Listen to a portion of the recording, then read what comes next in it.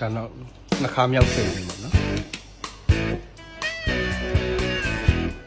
ဟာစေဟာဟိုဘာလဲ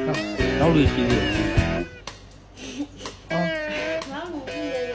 မိုးလေးနဲ့ကစဉ်းစားမိတဲ့စာပေါ်ပါပဲစီမေလို့အိတ်တဲ့ထီတော့စားကျင်နေတယ်ဝတ်နဲ့ပလက်စိတ်ညစ်တဲ့ခါစားမိတာပဲ没够米了，没少。မေတမင်းကုံတော့မယ်မေမစားနေရရဲ့ကြလားရှိရော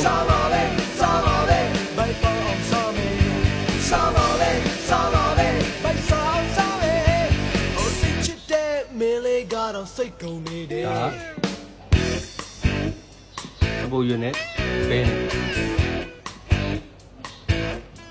ဒီချက်